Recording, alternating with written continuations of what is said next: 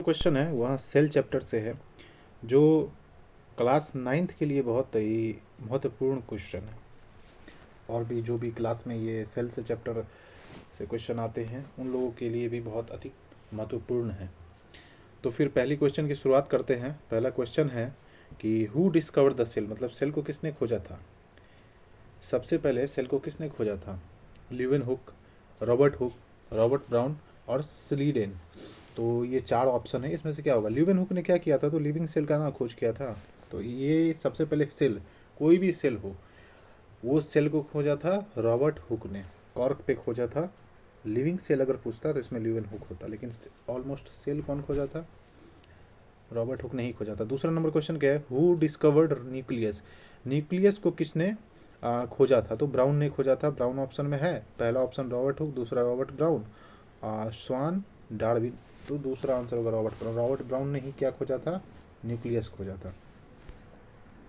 The powerhouse of the cell, powerhouse of the cell क्या होता है? Cell में क्या क्या होते हैं? राइबोसोम होते हैं, माइटोकॉन्ड्रिया होते हैं, न्यूक्लियस होते हैं, गोल्जी बड़ी आंसर होता है। आंसर क्या होगा इसका? Powerhouse of the cell mitochondria होगा। ठीक है, पढ़ाया था मैंने कल ये तुम लोगों को, तो इसका आंसर सही से देते रहना। चलो चौथा क्वेश्चन बताओ। The control centre of the cell, cell को कहाँ से कंट्रोल किया जाता है और उसका सेंटर क्या है? Cytoplasm, nucleus, cell wall, vacuole. चारों में से कौन सा होगा आंसर? आंसर होगा न्यूक्लियस। सेंटर में तो यही है न्यूक्लियस, इसी से क्या किया जाता है? कंट्रोल किया जाता है सेल को। पांचवा नंबर क्वेश्चन है कि plant cell have cell wall, plant cell के पास क्या क्या होता है? ठीक है, ये पूछ रहा है। सेल वॉल होता है, क्लोरोप्लास्ट होता है, बोथ होता है, नॉन आंसर। तो मतलब कि सी में क्या है कि दोनों होगा, या डी में क्या है? तो कुछ नहीं। तो आंसर क्या होगा इसका ज़रा बताना, क्योंकि मैंने कल ही बताया था कि प्लांट के पास सेल वॉल होता है, ये तो पता ही है। क्लोरोप्लास्ट होता है, प्लास्टिड में पढ़ा रहा था कल, तो उसमें क्रोमोप्लास्ट, क्लोरोप्लास्ट, ल्यूकोप्लास्ट होता है ना प्लास्टिड में। तो क्लोरोप्लास्ट किससे है रिलेटेड? वो प्लांट सेल से ही रिलेटेड। आंसर क्या हो जाएगा? बोथ हो जाएगा, मतलब कि दोनों आंसर हैं। 6 नंबर क्वेश्चन क्या है? Which is selectively permeable, cell wall, plasma member membrane, cytoplasm, vacuole. ठीक है, तो plasma membrane. Photosynthesis occurs in, photosynthesis जो होता है प्लांट में कहाँ पे होता है?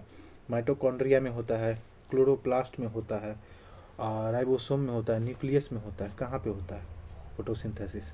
ये होता है, ये क्लोरोप्लास्ट में ही होता है। क्लोरोप्लास्ट में ही क्या होता है? तो क्लोरोप्लास्ट में क्लोरोफिल होता है। आठवां नंबर क्वेश्चन क्या है? तो प्रोटीन सिंथेसिस, प्रोटीन सिंथेसिस मतलब कि प्रोटीन कहाँ पे बनता है? सेल में होता है ना, राइबोसोम होता है, गोल्जी बड़ी होता है, लाइसोसोम होता है, वैक्यूल्स होता है। तो प्रोटीन सिंथेसिस कहाँ पे होता है? मैंने पढ़ाया एंडीप्लाज्मिक रेटिकुलम। उसमें वो क्या करता है? रफ एंडीप्लाज्मिक रेटिकुलम होता है और सॉफ्ट एंडीप्लाज्मिक रेटिकुलम होता है। उसमें रफ एंडीप्लाज्मिक रेटिकुलम में राइबोसोम क्या करता है? प्रोटीन सिंथेसिस मतलब प्रोटीन बनाता है। ठीक है, और फैट क्या बनाता है? तो सॉफ्ट एंडोप्लाज्मिक रेटिकुलम फैट बनाता है। तो ये क्या होगा? प्रोटीन होगा, राइबोसोम आंसर। ठीक है, लाइसोसोम आर कॉल्ड, सेल में एक और पार्ट होता है। 9वां नंबर क्वेश्चन है, लाइसोसोम्स आर कोल्ड। ये पावर हाउस किसको बोलते हैं? माइटोकॉन्ड्रिया को बोलते हैं। सुसाइड बैग बोला जाता है लाइसोसोम को। ठीक है, ब्रेन तो इसमें होगा ही नहीं, ब्रेन अलग एक चैप्टर है।